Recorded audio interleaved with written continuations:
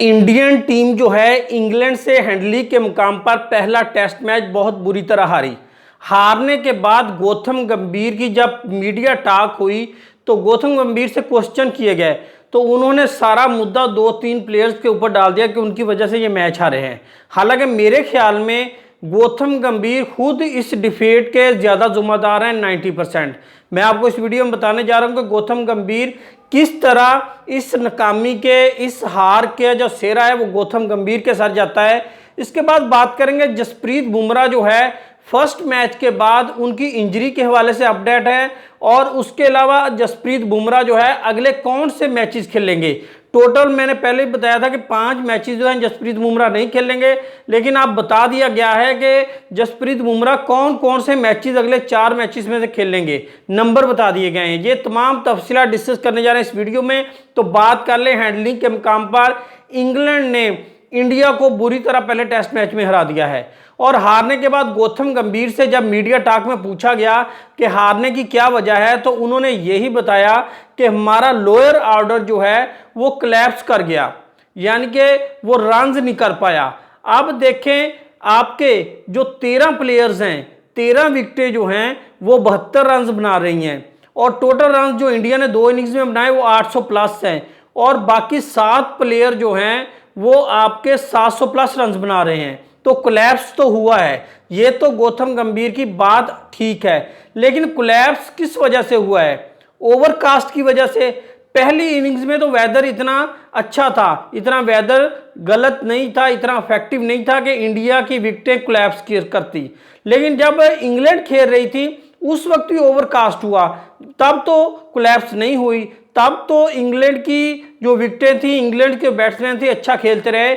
England के batsman जो हैं विकेटें क्यों कोलैप्स ना हुई, ये भी बात मानने वाली बात है, ये भी बात सोचने वाली बात है कि दोनों बार इंडिया की विकेटें ही क्यों कोलैप्स हुई। तो ओवरकास्ट का ज़्यादा इफेक्ट नहीं था, इंग्लैंड ने एंड वाले दिन ओवरकास्ट की वजह से फिर भी 370 रन प्लस जो है टारगेट अचीव किया और मैच अपने नाम किया। तो ये जो बातें हैं गौतम गंभीर की ओवरकास्ट के हवाले से, वेदर के हवाले से, ये किसने बताना था, ये किसने डिसाइड करना था, किसने जज करना था? ये हेड कोच की जिम्मेदारी होती है, बाकी मैनेजमेंट की जिम्मेदारी होती है, ये प्लेयर्स की जिम्मेदारी नहीं होती, पहली चीज। दूसरी बात, गौतम गंभीर जो है वो शार्दुल ठाकर जो हैं, उसके बाद जडेजा, ये लोअर ऑर्डर में यही 2 प्लेयर आते हैं जिनसे रन की तवक्का थी। तो जडेजा और शार्दुल ठाकर जो है उन्होंने रैश शॉट्स खेली, बहुत गंदी शॉट्स खेली, जिसकी वजह से वो विकेट थ्रो करके चले गए। अगर पहली इनिंग्स में विकेट थ्रो कर दी थी तो उनको बिठाकर दूसरी इनिंग्स के लिए क्यों तैयार नहीं करवाया गया? किसकी जिम्मेदारी थी? गौतम गंभीर की जिम्मेदारी बनती थी कि फर्स्ट इनिंग्स में अगर ये दोनों प्लेयर जो हैं आउट हुए हैं, इन्होंने विकेट थ्रो की है, गलत शॉट्स खेली हैं, तो शार्दुल ठाकर और जडेजा को बिठाकर उनको बताया जाए कि सेकंड इनिंग्स में आपने ये गलती नहीं करनी। ऐसा बिल्कुल नहीं किया गया, तो ये गौतम गंभीर की गलती है। दूसरी बात जो मीडिया पर गौतम गंभीर ने की है वो ये की है कि हमारे जो बॉलर्स हैं वो विकेट टेकिंग बॉलर नहीं थे, यानी कि विकेट नहीं ले पा रहे थे। तो विकेट टेकिंग बॉलर जो है, जो परसेंटेज सबसे ज़्यादा है, जो विकेट सबसे ज़्यादा हासिल करते हैं, कौन से प्लेयर हैं, कौन से बॉलर हैं? जसप्रीत बुमराह थे, वो आपने खिला लिए।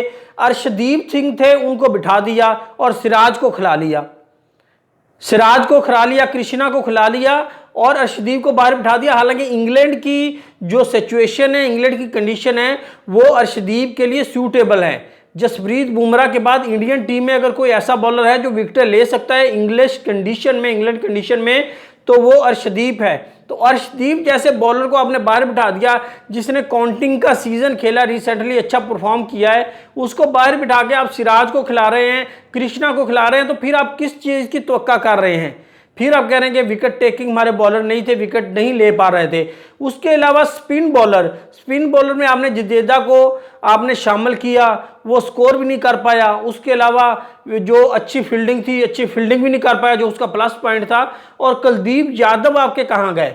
कुलदीप यादव को आपने डालना था, आपको पता था इंग्लैंड कंडीशन है, जो मैच है 5वें दिन खत्म होगा, यहां पर 5वें दिन जो है स्पिन बॉलर को अच्छा खासा फायदा होना स्टार्ट हो जाता है, पिच सपोर्ट करती है, पिच जो है फेवर में जाती है स्पिन बॉलिंग के। कुलदीप यादव की जो इंग्लिश कंडीशन में बॉलिंग है वो अच्छी रही है हैरी ब्रोक के खिलाफ, बाकी प्लेयर खिलाफ, इसलिए कुलदीप यादव को लेना चाहिए था टीम में, बजाय कि आप जडेजा को लेते, इस चीज को देखते हुए कि वो लोअर ऑर्डर में कुछ ना कुछ रन्स कर देगा, तो वो रन्स भी जडेजा से नहीं हो पाए। अब बात कर लेते हैं जसप्रीत बुमराह के हवाले से। जसप्रीत बुमराह बिल्कुल फिट हैं। इंडियन मीडिया पर यह चलाया जा रहा है कि जसप्रीत बुमराह अनफिट हो गए हैं। यह इसलिए चलाया जा रहा है क्योंकि पहले टेस्ट के एंड वाला जो घंटा था, एंड वाला जो ओवर था, उसमें जसप्रीत बुमराह से बॉलिंग नहीं करवाई गई। एंड वाले घंटे में बॉलिंग इसलिए नहीं करवाई गई क्योंकि जसप्रीत बुमराह को इसलिए रखा गया था क्योंकि रेस्ट दिया गया था, न्यू बॉल जैसे ही आएगी उससे बॉलिंग करवाई जाएगी। लेकिन शुभमन गिल की ये बड़ी गलती थी, जब पता था कि इंग्लैंड की टीम जिस तरह प्लेयर उसके खेल रहे हैं, 70 या 80 ओवर से पहले, 70-80 ओवर से पहले स्कोर चेज हो जाएगा, तो इस कोशिश में इंग्लैंड प्लेयर, तो फिर जसप्रीत बुमराह को जो ओल्ड बॉल थी, जो यूजेबल बॉल थी, जो कराई जा रही थी, उससे क्यों ओवर ना दिए गए। अगर देते तो वो रिवर्स स्विंग अच्छी करते हैं, पुरानी बॉल से बॉलिंग अच्छी करते हैं, जसप्रीत बुमराह वहां पर विकेट ले लेते 1-2, तो उससे इंडिया के चांसेस जीतने के बन जाने थे। लेकिन उनको रेस्ट इसलिए दिया गया था एंड वाले घंटे में, ताकि जो न्यू बॉल आएगी उससे ओवर कराए जाएंगे। तो न्यू बॉल आने के बाद इंग्लैंड तकरीबन जीत चुका था, इसलिए जसप्रीत बुमराह ने एंड वाले घंटे में बॉलिंग नहीं करवाई। और जो इंडियन मीडिया फैला रहा है कि जसप्रीत बुमराह अनफिट हैं, वो अनफिट नहीं है, बिल्कुल फिट हैं और सेकंड मैच खेलेंगे। सेकंड मैच खेलेंगे। जब गौतम गंभीर से ये बात पूछी गई मीडिया टॉक में फर्स्ट टेस्ट के एंड पे, तो उनसे पूछा गया कि जसप्रीत बुमराह के बारे में क्या प्लान है, तो उन्होंने कहा जसप्रीत बुमराह के बारे में सेम प्लान है जो हमने पहले बनाया था इंडिया से आने पर, कि जसप्रीत बुमराह सिर्फ 3 मैचेस खेलेंगे, 5 में से 3 मैचेस खेलेंगे, क्योंकि हम वर्कलोड, जो उनकी फिजिक है, जो उनके फिटनेस के मसाइल हैं, हम उनको बढ़ाना नहीं चाहते। तो जितना वो वर्कलोड जो है बर्दाश्त कर सकते हैं जसप्रीत बुमराह, उतना ही उन पर डाला जाएगा। तो वो 3 टेस्ट मैचेस खेलेंगे। हालांकि फर्स्ट टेस्ट जो है वो इंडिया हार चुकी है, फर्स्ट टेस्ट हारने के बावजूद भी जसप्रीत बुमराह अब 2 टेस्ट मैचेस खेलेंगे। वो 2 टेस्ट मैचेस कौन से खेलेंगे?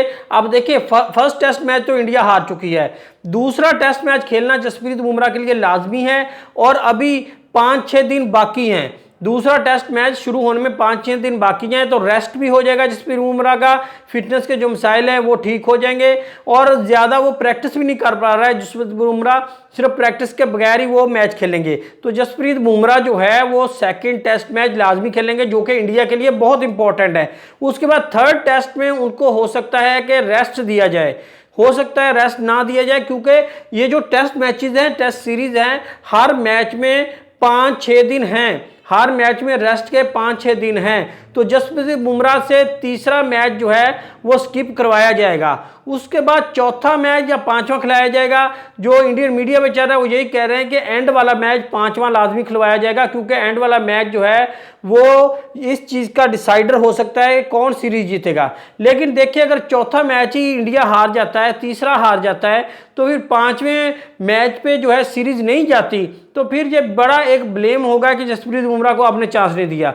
इसलिए जसप्रीत बुमराह तीसरा टेस्ट मैच स्किप होगा, दूसरा टेस्ट मैच भी खेलेंगे और चौथा टेस्ट मैच भी खेलेंगे, क्योंकि चौथा टेस्ट मैच डिसाइडर होगा। हो सकता है 5वां भी हो जाए, इंडिया लगातार 2 टेस्ट मैचेस जीत जाए। तो ये सारी चीज़ें हैं। जसप्रीत बुमराह फिट हैं, अब वो 2 टेस्ट मैचेस और खेल सकेंगे, जिस तरह गौतम गंभीर ने टेस्ट सीरीज होने से पहले अनाउंस किया था। अगर आपको हमारी इन्फॉर्मेशन अच्छी लगे तो हमारे चैनल को सब्सक्राइब कर दें, ताकि आने वाली वीडियोस आप तक पहुंचती रहे। Thanks for watching.